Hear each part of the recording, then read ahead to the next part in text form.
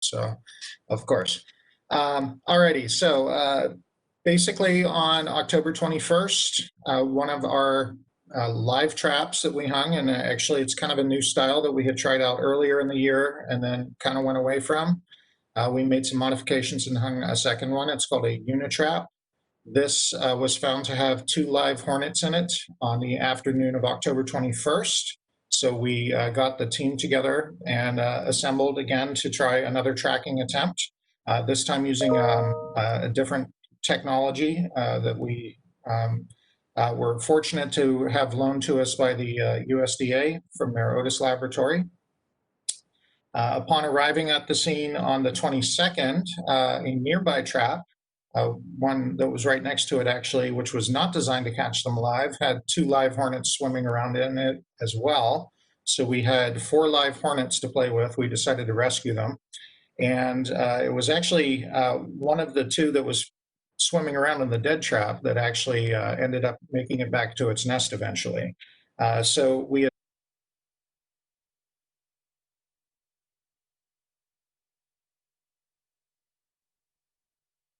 tag to begin with, but the hornet did not revive. This was one of the ones from the live trap. So we cut the tag off and put it on the one of the hornets that we had captured live that morning. She flew off and landed in a tree and stayed there for about an hour. And with that, she also did quite a bit of flying, but then landed right near where we had released her and stayed there for quite some time until she chewed her tag off. So we netted the second one out of the tree, fed it some strawberry jelly, took off again, not actually in the direction of the nest itself that we eventually found. And so we followed it for a little while until we lost the signal. We came back, did another circle of the area, relocated the signal, and we were able to follow the signal from where she was released through a heavily wooded area. Once we arrived at the area where the signal was the loudest, we asked everybody involved just kind of to stay back because it was a very strong signal. We asked everybody involved just kind of to stay back because it was a very strong signal. I actually heard a hornet buzz over my head, so we assumed she had left the location. But then we heard another one buzz over my head, and I took a step back and realized we were actually standing right under the nest. We had, in fact, tracked her straight back to where she came from. Saying there is a possibility that this is just an occupied space where they have maybe robbed a honeybee nest, but that is unlikely. We're confirming that today because we obviously will want to track them back to their real nest if this is the nest, and we will be attempting eradication at 4 o'clock in the morning tomorrow. And so we appreciate you letting the crew get their rest tonight and being ready for the assault tomorrow. Obviously, this was of these overall are known to nest in hollow tree cavities, and that's exactly what's going on here. And so, of course, we lucked out and we got one that's kind of on the low end of the percentage scale there. We were totally anticipating it to be a ground nest, but as planned and just alter our plan of attack just a little.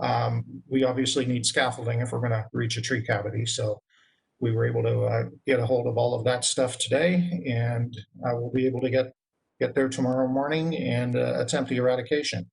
The plan is to still use vacuum extraction, only in this instance, instead of using a pop tent over top of a hole in the ground. The plan is to still use vacuum extraction, only in this instance, instead of using a pop tent over top of a hole in the ground, wrapping it so that we can control the release of hornets from the nest. And this will allow us to do the vacuum extraction in a little bit more controlled environment. We believe we're ready to go with this, and hope to talk to everybody on Monday with a successful eradication. Carla, is there anything else I need to mention other than just one last thank you to the USDA for loaning us their radio tags? They worked out very well, and we're very impressed at how well it worked. Used the signal really at all, so worked out very well. Carla. No, I think you covered it, Sven. So now Sven will take questions from the press.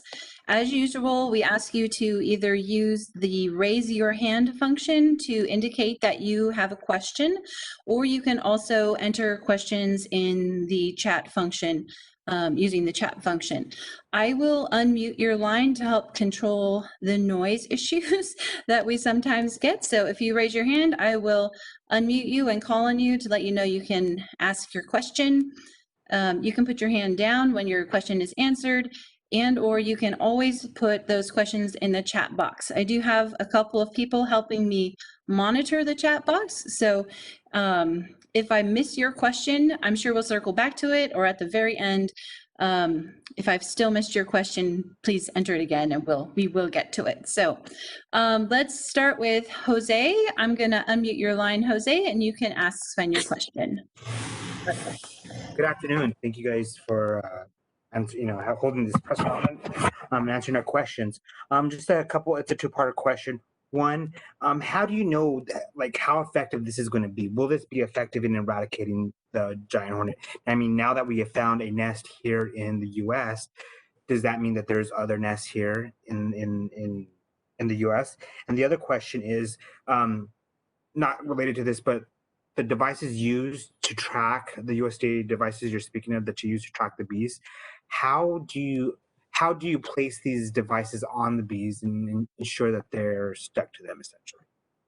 Okay, so first question is, what does this mean for eradication of Asian giant hornet from the U.S. and also North America? Remember, our Canadian friends are dealing with this as well. This means is we do have traps now that we know catch hornets. We are continuing to improve those. We now seem to have a live trap that's a little more effective as well, which means we can trap them where they're found. We can attach radio tags to them and follow them back to their nest. And so even if we nests this year, we have demonstrated that it is possible to do so. Nests this year, we have demonstrated that it is possible to do so, go through, and we weren't quite sure if we would ever be able to get to a nest. Very pleased to be sitting here telling you that we did.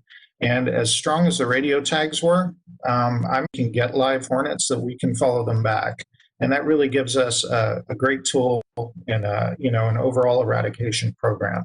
Second part of that is we learned from our first tagging attempt that messing around with glue sometimes is a little risky because it doesn't always dry as fast as you'd want it. So we have taken to tying or basically gluing dental floss to the transponders and then just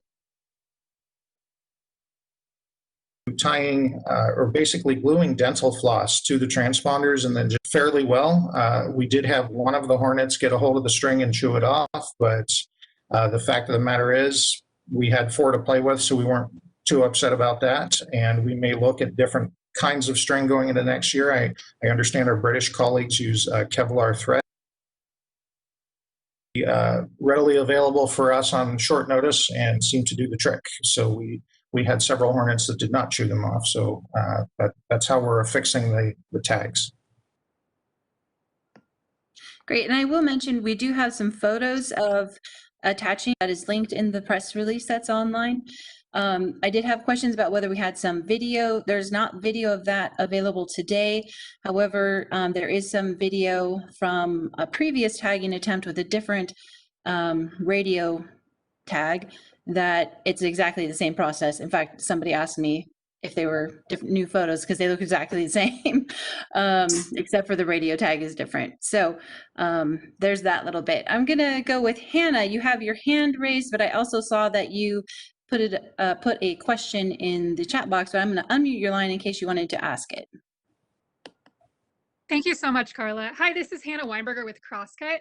Congratulations. I have a question about barriers to successful removal.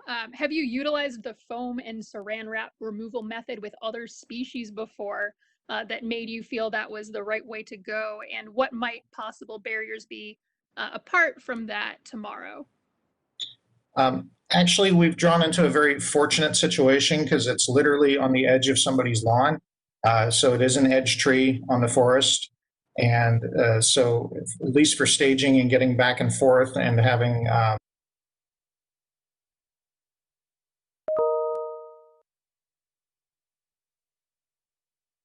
have an excellent situation. The barrier is that it's 8 foot up in the tree. And so we're going to be working on scaffolding, which we were able to get a hold of some on very short notice, and we'll be assembling that probably right after this press conference and moving things into position for using the foam and the saran wrap to block the hole just because it is up in the tree. We figured the best thing to do, because obviously we viewed several nest removal attempts that have been done overseas, and we have a pretty good idea of what we don't want to do. One of the things we do want to do is definitely obstruct the hole so that no more can get out. And that'll allow us to work on our terms, sort of. In theory, our suits should give us plenty of protection until we can complete the eradication. But we also have CO2 fire extinguishers as a backup. This is what our Canadian counterparts used, and it does knock them right out of the air. And we also have a pesticide as a backup, but we're hoping to not even have to open that up. So the vacuum extraction is used pretty frequently by other professionals who do yellow jacket collection. And we've already tested this, and it seems to suck up dead bodies at least very easily. And so with them being forced into a small area, we should be able to vacuum out the entire nest and keep them trapped in our collection canister without very much of them escaping at all.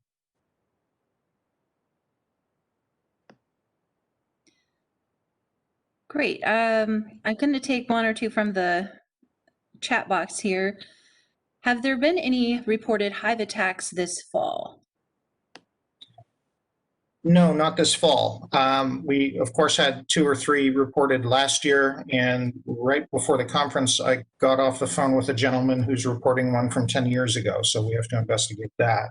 But none so far this year. And I'm very happy to hear that.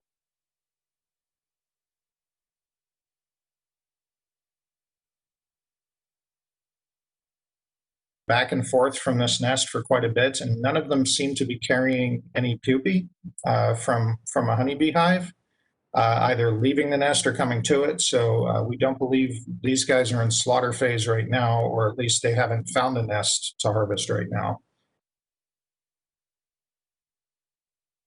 So we should really just start to hear about that now. Natalie, I'm going to go.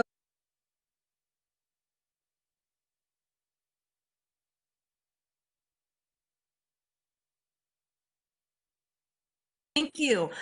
2 questions for you. First, can you just remind us of what's at stake here, the economic burden, the environmental consequences that this insect brings about? And then also, can you talk a little bit about the gear that you're going to need to wear to do this? It's not a typical beekeeper suit, right? Sure. Okay. So the first thing, obviously, our apiary industry is the key industry that's at risk here. These particular invasive insects are known to be voracious predators of honeybees, particularly managed honeybees, where only a few Asian giant hornets can take out 30,000 healthy honeybees in just a matter of a few hours. And unfortunately, the managed honeybees we use here have no natural defense against them that's effective at all. And so stopping this cold is very crucial because, as everybody knows, managed pollination is a very key component of our agricultural commodities and the systems that we have in place to grow food here in the U.S. And so a very important fight, one that obviously we've never given up on from day one, but we'll continue to follow this through until we either win or we have to get to a point where we need to start different management. But obviously a very good sign today that we can locate and kill a nest. Now, when we go out there to kill a nest, there are a number of suits available on the foreign market. One that we chose is basically, it kind of looks like a white spacesuit, if you will. It does have a fan in the roof, which sometimes catches my hair when we turn it on, but it does keep you nice and ventilated.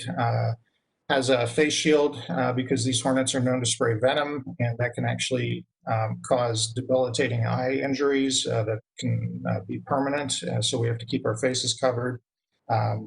They have very thick rubber gloves and rubber boots attached right to it. But the key feature here is that it's a very thick suit made of very light foam. And so it's not too cumbersome to wear. I wouldn't say by any stretch of the imagination that it's comfortable. We have worn them on a very hot night earlier this year, and you can get a little warm in them, but we seem to be able to function pretty well. Our movement wasn't too restricted. But the key feature, of course, is the thickness, because the stinger of an Asian giant hornet can be up to 6 millimeters in length. Ours are actually slightly thicker than that. So they will be stinging the suits, and hopefully they will not go all the way through. I guess we'll find out tomorrow morning whether or not they really work. Thanks. Another question from the chat box from, I'm not sure which one is from. Are you aiming to vacuum live hornets to eradicate? Can you offer clarity on that process? Okay, sure. So the process, again, is we seal up the entrance, and then we create a small opening that we can put our vacuum fixture into. And this will actually, as they come out to try to stop us from entering, we'll be vacuuming them into a chamber. This chamber is actually going to be removed to a cooler that has dry ice in it. And the reason we're doing this is we do need a number of specimens for research purposes. And there are different projects going on with other labs actually all across the country, and with some other folks in other countries as well. And so this is to determine not just the origin of it, but if we have nests related to the ones we had last year, some other things that we're going to be able to find out from this, and of course to figure out the genome as well. And the other portion of this is eventually we're going to have to drop the tree to extract the brood. And we want to do that for a couple of reasons. We need to know if they had already started producing breeding cast, or if breeding cast had already hatched out and left the nest. And that'll tell us if this particular nest produced new queens for next year that have already left the nest. And this is why we're kind of not waiting for a week or two. We're getting to that point of the season where once we know we have one, we should shut it down immediately. So that's one of the other reasons we're doing that. And hopefully that clarifies your questions a little. Jim, I am unmuting your line so you can ask your question. Thanks. Do you have any idea on how many more nests there might be up there in Whatcom County? Sure. So we obviously had a few captures earlier in the year in the Birch Bay area, and then nothing since. And so we don't know exactly what that means. We've made some improvements in our live trapping, and we'll be swapping those out within the week down there. But certainly there's something going on down there. And we also trapped an Asian giant hornet a few miles back towards Blaine, so a little closer to the Puget Sound. And that's far enough away from this nest that we suspect this one is from a different nest. And, there's a very good possibility that there's more than just this nest in the area we're working right now. We're going to keep the traps up through the end of November. That should tell us a little more. The traps in this vicinity should stop operating with new live captures within the week, we hope. And that will tell us a little more. In general, 200 or 300 queens are going to come out of any given nest. We have a little bit of evidence that suggests one nest went all the way through last year, and we're dealing with the offspring from that nest. So there's a good chance that there's definitely more than just this one.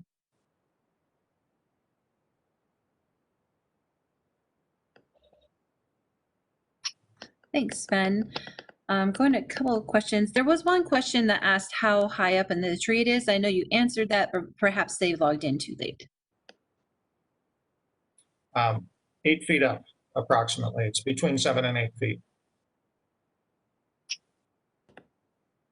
Great. And Ryan, I am unmuting your line so that you can ask your question.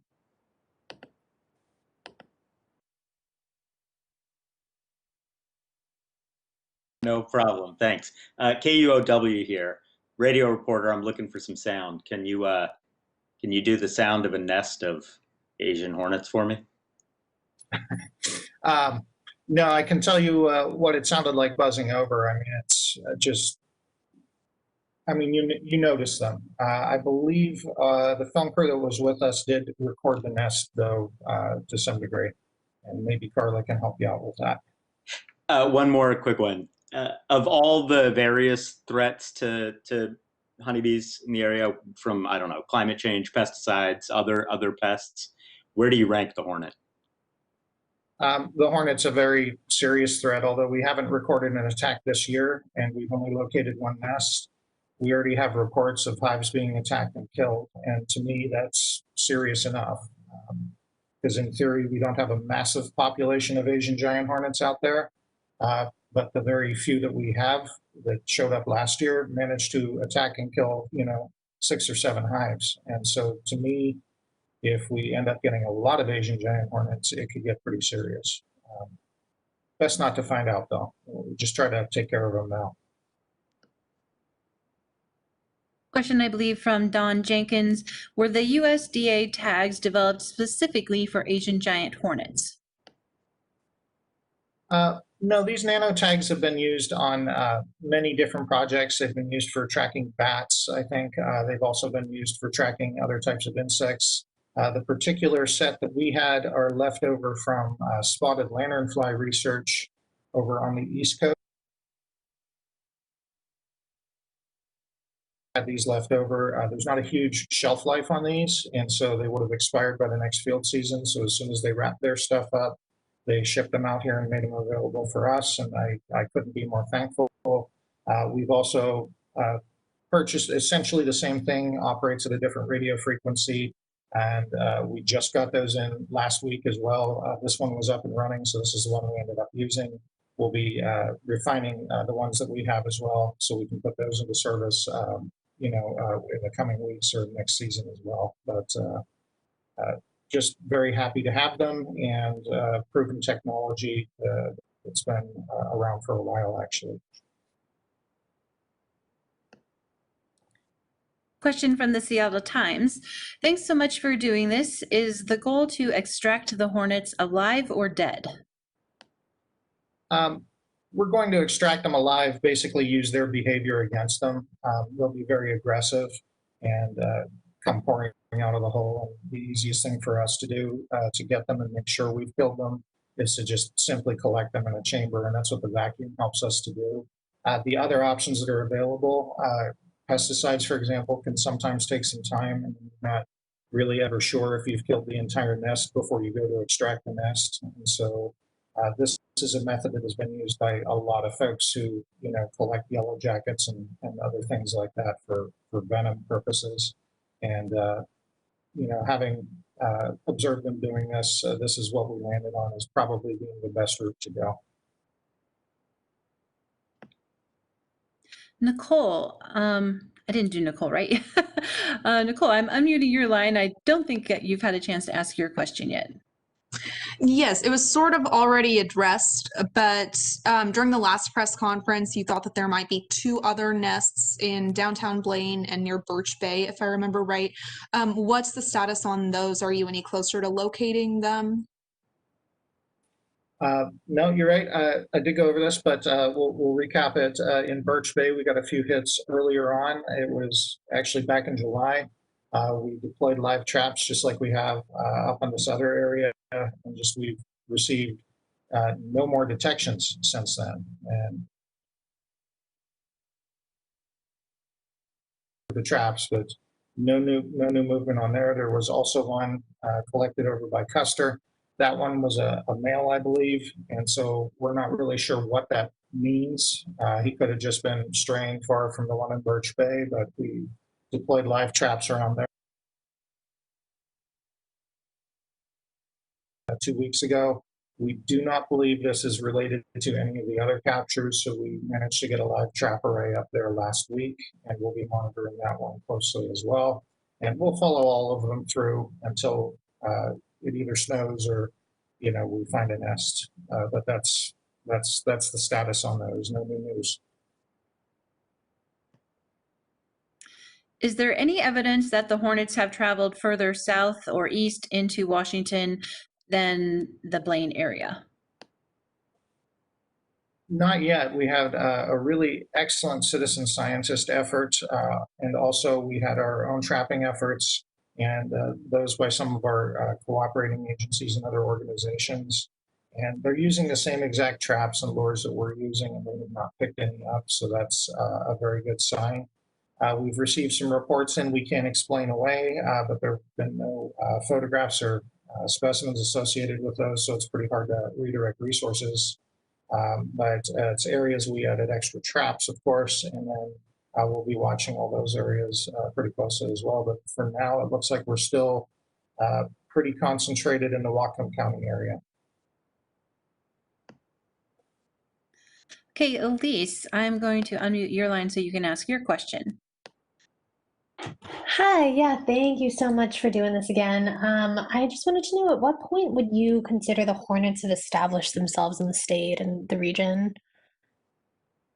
If we have consecutive years of positive finds, and by consecutive, I mean, last year we couldn't really count. I mean, it was December before we even had a specimen.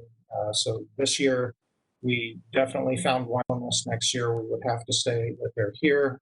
But it's still a very small population. They're in a new land, and we're actively hunting them. So there's still a good chance we'll be on top of it. But you know, if we're 5 years out here, and I'm still telling you this, but from 6 different counties, we probably have a real problem. You should be cautiously optimistic that we're still only talking about Whatcom County at this point, though.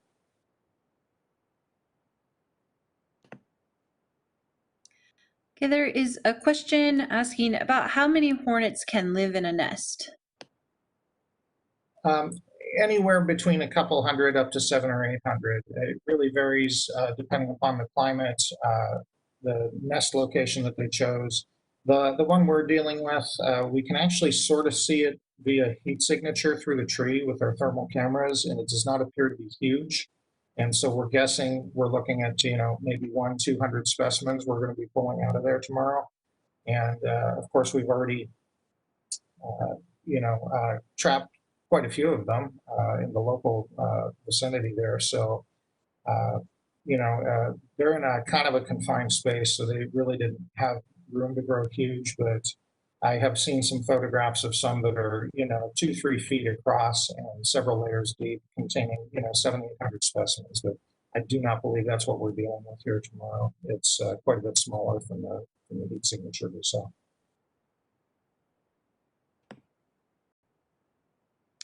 Okay, Nicole, I'm going to unmute your line so you can ask your question. Nicole Nazzaro. Hi, thanks so much. You mentioned that the hornets can spray venom, and I'm sure the public would love to know how to protect themselves if they see a hornet, because that may not be something that they're associating in their minds with normal bee or hornet behavior. What should a member of the public do, aside from obviously calling you, to keep themselves safe? And are there any particular extra risks for people who happen to be allergic to honeybee venom? Well, it's a different kind of venom than honeybee venom. So most people are going to experience severe pain if they're stung by one of these.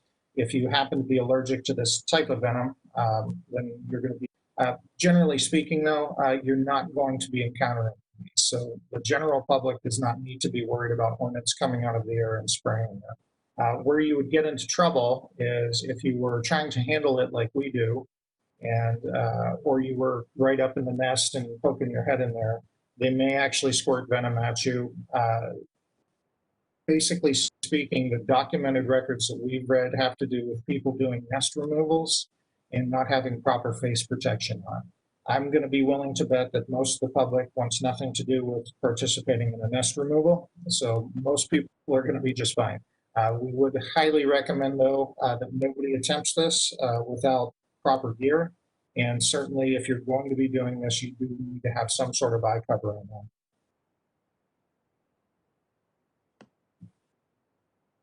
Next question, do Africanized honeybees or killer bees stand a chance against the Asian hornet, considering the killer bees are highly aggressive?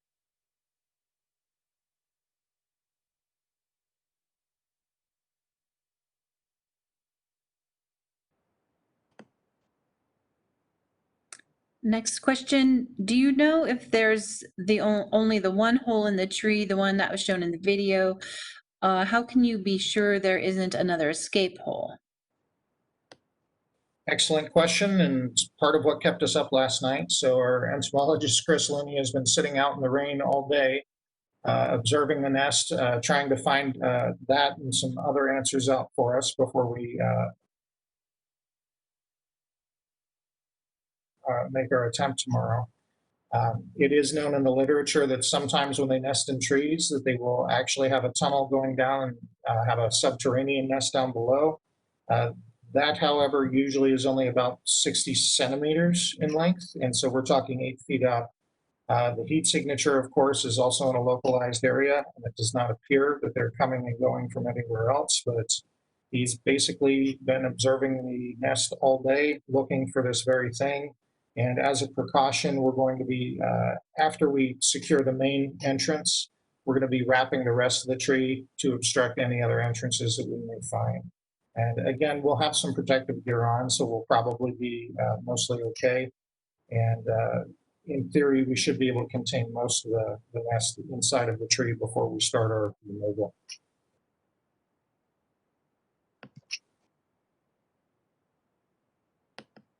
Great. Just trying to go through here.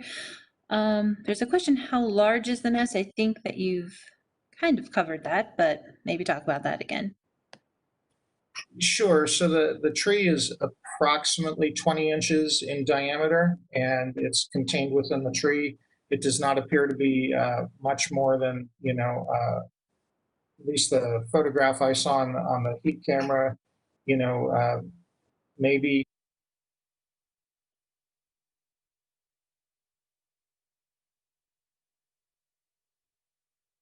ball in this case. That appears to be what's putting off a heat signature, so we won't really know the true size of this until we drop the tree after we've killed the nest and, take a look at the nest and the brood structure. Great. I think that I have gotten all of the questions in the chat. If I missed your question, please retype that in there. And I also believe I've gotten everyone who had their hand raised. So I think we're getting toward the end here, Sven. Oh, that's okay. Yeah. Just give it one more minute to see if anybody pipes in with any other questions. And of course, my computer went all the way to the top again. My shoes. Yeah, that looks like it's it. So I'd like to thank everyone once again for joining us for our Asian Giant Hornet virtual press conference. Again, thank you so much to the public that has been so supportive and all of the press who have really helped get this story out there. As always, information is available on our website at agr.wa.gov/hornets. And we look forward to seeing you again on Monday with more information about how our eradication efforts go tomorrow. Thanks so much, everyone. Thank you very much, everybody.